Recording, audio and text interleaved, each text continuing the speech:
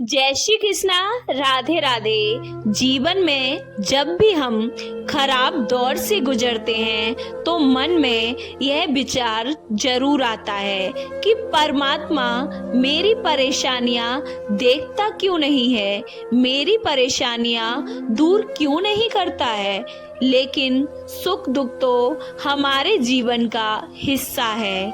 जीवन है तो परेशानियां भी होंगी ही। एक युवक की अपनी तमाम परेशानियों के लिए भगवान से शिकायत पर आधारित यह स्टोरी दुखों की गठरी है। आप जरूर सुने। नवीन अपनी परेशानियों से जूझ रहा था।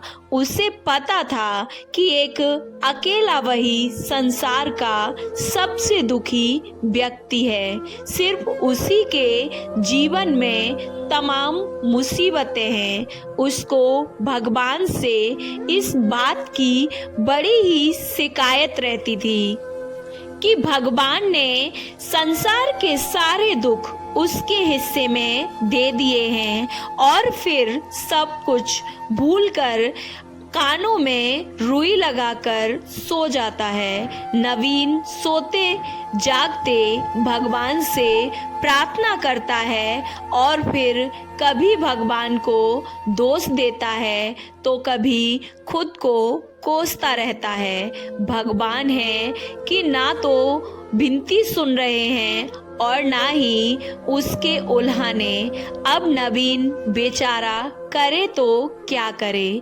एक मुसीबत खत्म नहीं होती कि दूसरी आ जाती है। एक दिन उसने सोने से पहले प्रभु से प्रार्थना की, प्रभु मैं आपके सामने कहता कहता थक गया। अब और मिन्नतों की इच्छा नहीं होती। एक अंतिम बार कह रहा हूँ, कृपया करके मेरी प्रार्थना सुन लीजिए। अगर आपको मेरे दुख नहीं मिटाने हैं तो कम से कम इतना तो कर सकते हैं कि किसी ऐसे व्यक्ति के दुखों से मेरा दुख बदल दीजिए जिसके जीवन में मुझसे कम दुख हो। हमेशा के लिए तो नहीं, कम से कम कुछ महीनों के लिए ही सही, थोड़े दिन के लिए ही मुझे कुछ राहत मिल जाए। अब भगवान ने नवीन की आखिरी इच्छा सुन ली और उसे उस रात सपने में भगवान दिखे। भगवान बोले, बालक मैं तुम्हारी प्रार्थना रोज सुनता था पर मैं उनके ऊपर ज्यादा ध्यान नहीं दे रहा था जो तुमसे भी ज्यादा तकलीफ में है। खैर तुम अपने सारे कष्टों को विस्तार से एक कागज पर लिखो, फिर एक गठरी बनाओ और शहर के मुख्य चौराहे पर जाकर उसे टांग कर आ जाओ। नवीन हड़बड़ाकर नींद से जागा। पहले तो उसको बिल्कुल यकीन ना हुआ कि सच में भगवान आए थे और उन्होंने उससे यह सब बातें कही हैं। फिर सोचा कि आजमाने में हर्ज ही क्या है, क्या पता इससे भी कोई रास्ता निकल आए। उसने भगवान के दिए आदेश के अनुसार अपनी सारी परेशानियां अलग अलग कागजों पर लिखी। इतनी परेशानियां लिख डाली कि सच में कागज का ढेर खड़ा हो गया और उसे गठरी में ही बांधना पड़ा। अब नवीन ने अपनी गठरी उठाई और पहुंच गया चौराहे पर, लेकिन वहां पहुंचकर चौराहे का नजारा देख कर वह अचंभे में पड़ गया। उसने देखा कि चौराहे पर तो पहले से ही लोगों की लंबी लाइन लगी हुई थी जो उसी की तरह अपने अपने दुखों की बड़ी बड़ी गठरी लिए आ पहुँचे हैं।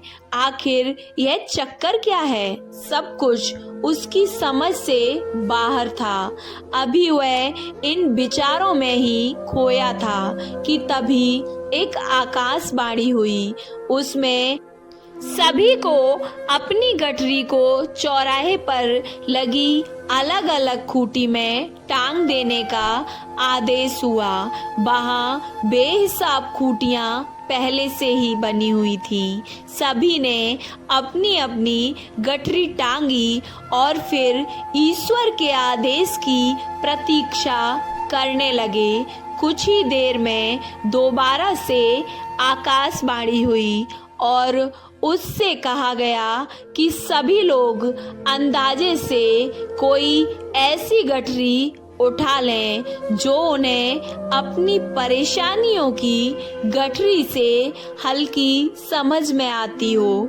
अब उन्हें वही दुख भोगने होंगे जो उनकी चुनी नई गठरी में दर्ज होंगे। आकाशवाणी सुनते ही सभी अब हल्की से हल्की गठरी को लपकने के लिए दौड़े। सबके साथ नवीन भी नई गठरी चुनने के लिए भागा। खूंटियों में टंगी समस्त गठरियों को घूरता हुआ वह काफी देर तक अंदाजा लगाता रहा। अब उसे एक डर और था, कहीं वह कोई ऐसी गठरी ना उठा ले जिसमें पहले से भी ज्यादा दुख हो। अगर ऐसा हुआ तो परेशानियां और बढ़ जाएंगी और मुझे लेने के देने पड़ जाएंगे। जीवन तहस नहस हो जाएगा। सो अलग अब उसके मन में तरह तरह के विचार आने लगे। वह सोचने लगा कि कम से कम वह अपने दुखों से भली भांति परिचित तो था और उन्हें झेलने का आदी भी हो गया था। उनके लिए कुछ रास्ते निकालने की शुरुआत भी की थी। शायद उसका परिणाम आए तो एकाध दुख घट ही जाए। कहीं ऐसा ना हो कि चुनी गई नई गठरी दुख और भी ज्यादा पीड़ादायक हो जाए। ऐसे विचारों में खोया वह एक के बाद एक गठरी के सामने से गुजरता, लेकिन अभी वह तय नहीं कर पाया कि कौन सी गठरी चुनी जाए। उसे यह भी डर था कि कहीं कोई उसकी गठरी ना उठा ले जाए। इसी उधेड़बिन में फंसे नवीन ने आखिरकार अपनी गठरी ही उठा ली और वहां से चल पड़ा।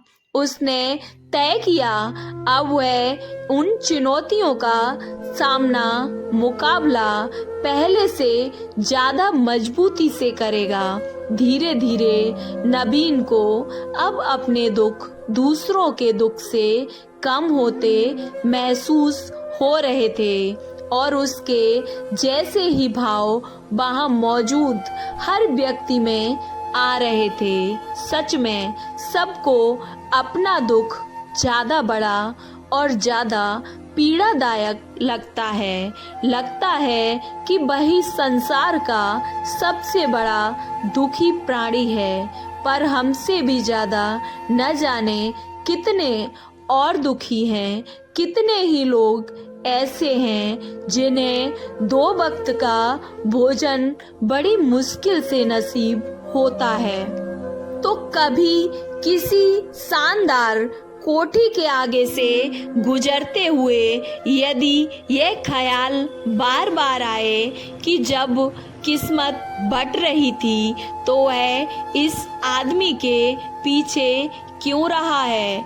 अगर आगे रहता तो उसे भी ऐसा सुख और ऐश्वर्य मिल जाता जिन लोगों के पास साहस और हौसला वह आत्मविश्वास की नाव पर सवार होकर आसानी से जीवन की कठिनाइयों से सफलता प्राप्त कर लेते हैं। जरा ऐसे लोगों के बारे में सोचिए जो जीवन मृत्यु के बीच झूल रहे हैं। कम से कम आप किस्मत की लाइन में इनसे आगे तो थे, स्वस्थ तो हैं, अपने काम के लिए किसी पर भी निर्भर नहीं हैं, अपना काम खुद करने के काबिल हैं। आपको ये कहानी कैसी लगी? अच्छी लगी तो वीडियो को लाइक, चैनल को सब्सक्राइब करना ना भूलें और कमेंट बॉक्स में जय श्री कृष्णा राधे राधे अवश्य लिखें। जय श्री कृष्णा राधे राधे।